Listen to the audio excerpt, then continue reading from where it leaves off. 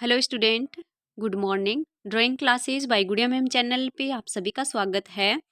कक्षा 12 चित्रकला और इम्पोर्टेंट क्वेश्चन हैं board exam RBSC board exam 2023 के लिए। ये वाले क्वेश्चन इतने इम्पोर्टेंट होने वाले हैं कि अगर आप इनको स्किप कर दोगे वीडियो को या मिस कर दोगे तो आपको बहुत लॉस हो सकता है, क्योंकि मैंने बहुत ही हार्ड वर्किंग से इनको बनाया है। बीच में से हमारे सब्जेक्ट में जो क्वेश्चन, ये वो वाले क्वेश्चन हैं जो 8 नंबर का भाग ए होता है, उसमें ये पूछे जाते हैं। तो देखिए, सबसे पहले शुरू करते हैं। और अगर आप मेरे चैनल पे नए हैं तो चैनल को सब्सक्राइब करना न भूलें और लाइक डन भी कर दें और कमेंट करके भी बताएं कि मैंने आपके लिए जो मेहनत की है वो आपके लिए फ़ायदेमंद है, आपको अच्छा लगा। आप कमेंट करके ज़रूर बताएं। और ये नोट्स बनाने बहुत ज़रूरी हैं बच्चों।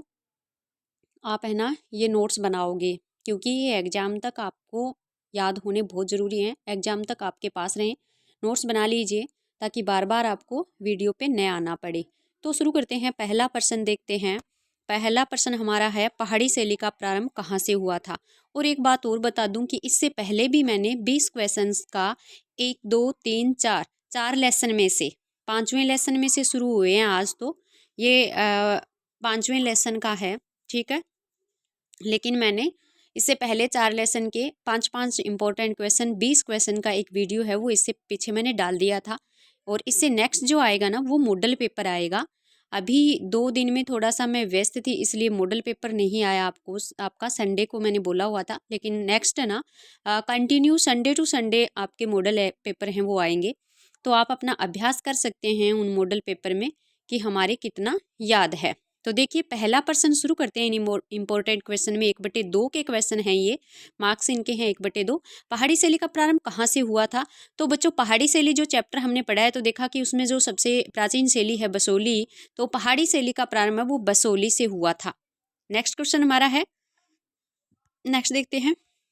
राजा संसार चंद किस शैली से संबंधित है। राजा संसार चंद वाला है ना इम्पोर्टेंट है, क्योंकि राजा संसार चंद है ना वो कांगड़ा शैली से संबंधित है। और कांगड़ा शैली का सबसे ज़्यादा विकास है ना वो राजा संसार चंद के समय हुआ था। तो राजा संसार चंद का कांगड़ा शैली में सबसे ज़्यादा योगदान रहा है। राजा संसार चंद का संबंध है ना वो कांगड़ा शैली से है। नेक्स्ट क्वेश्चन की ओर चलते हैं। तीसरा हमारा क्वेश्चन है, पहाड़ी कला का जन्म कहाँ हुआ था। तो पहाड़ी कला का जन्म गुलेर में हुआ था। कहाँ हुआ था?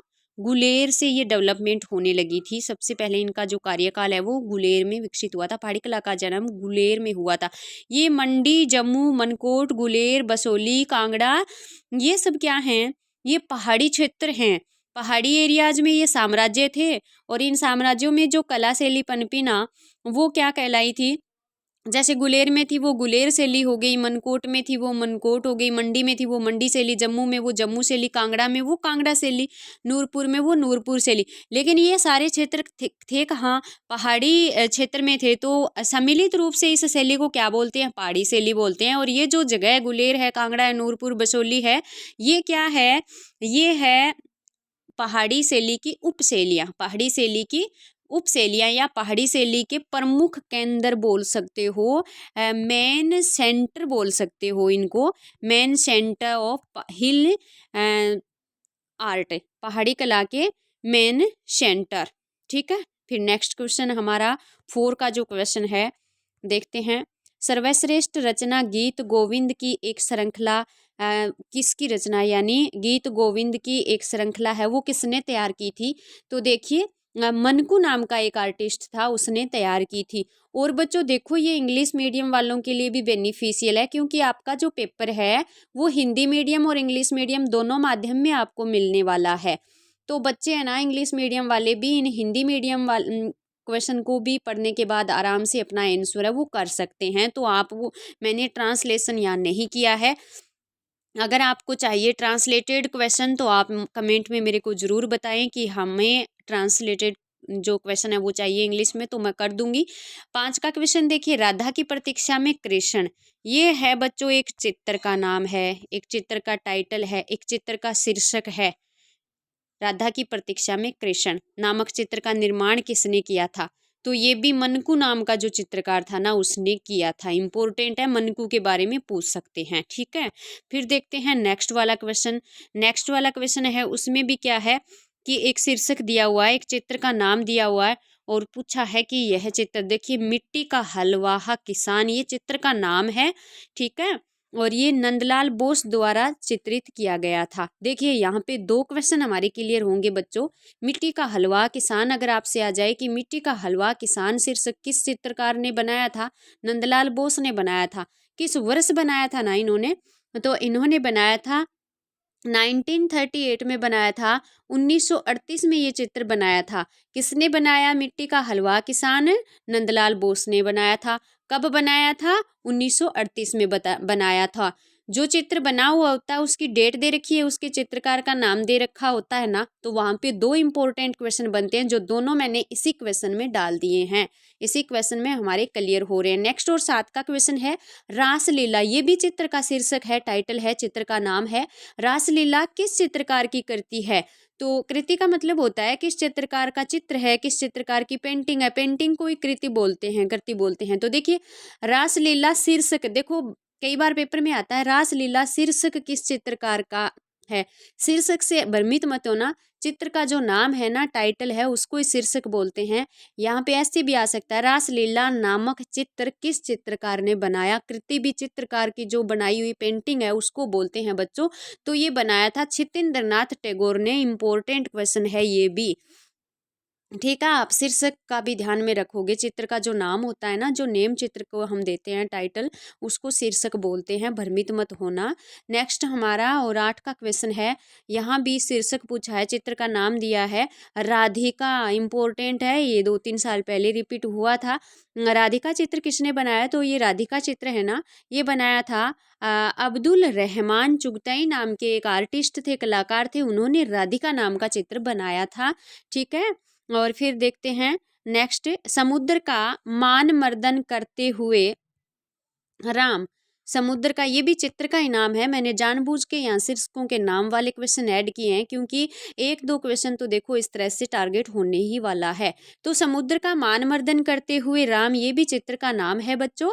और ये चित्र है ना, वो किस चित्रकार ने बनाया था, चित्रित किया था, ये पूछा है। इंग्लिश मीडियम वाले समझ ही जाएंगे, पेंटेड आएगा या डिपिक्टेड आएगा, चित्रित किया था किस आर्टिस्ट ने, तो वो जो आर्टिस्ट आएगा तो वहाँ पे आप समझ जाओगे। पहले हिंदी मीडियम वालों के लिए होगा ऊपर की लाइन में, नीचे की लाइन में इंग्लिश में होगा, तो आराम से आप समझ सकते हो।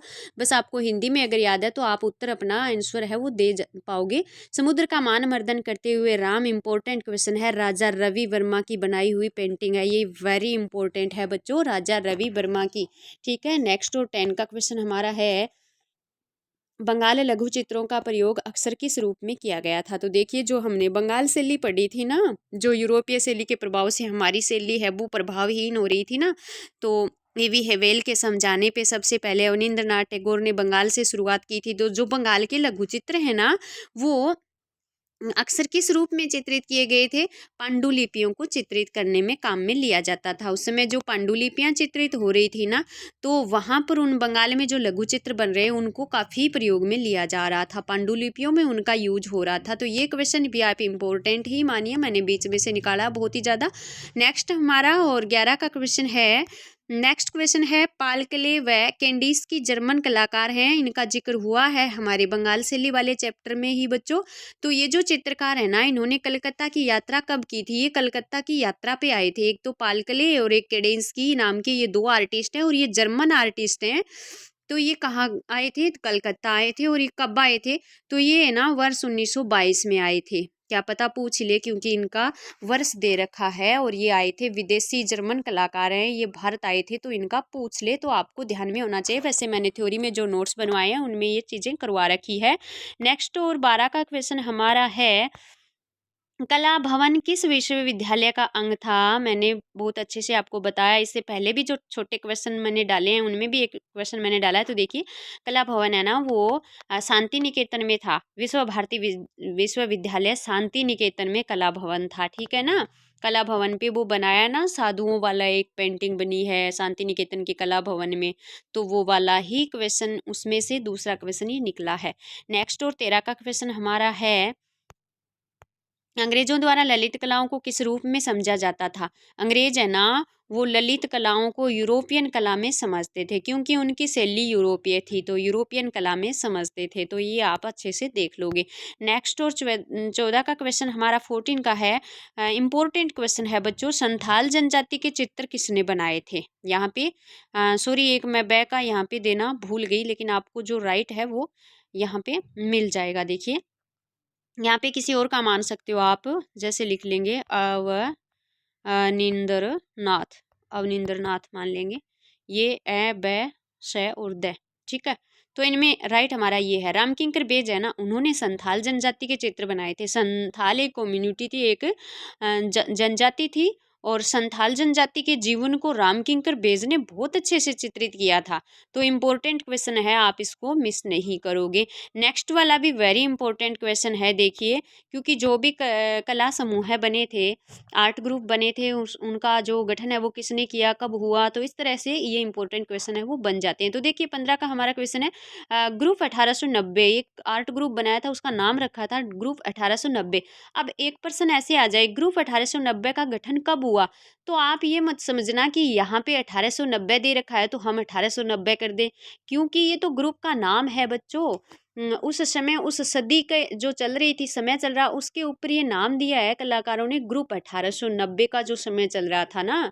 तो ग्रुप 1890 है ना, उसकी स्थापना तो हुई थी 1963 में, और किसके नेतृत्व में हुई थी? एक इनके ऐसे आर्टिस्ट थे जिन्होंने ये काम शुरू किया था, नेतृत्व किया था। बाकी इसमें काफ़ी सारे आर्टिस्ट थे, मैंने पीछे ये क्वेश्चन डाले हैं, आप देख सकते हो। तो इसमें जे स्वामीनाथन है ना, ये नेतृत्व करता थे, और 1963 में स्थापना हुई है। दोनों प्रकार के क्वेश्चन इसमें से क्लियर हो गए हैं, कब स्थापना हुई थी और किसके नेतृत्व में हुई थी।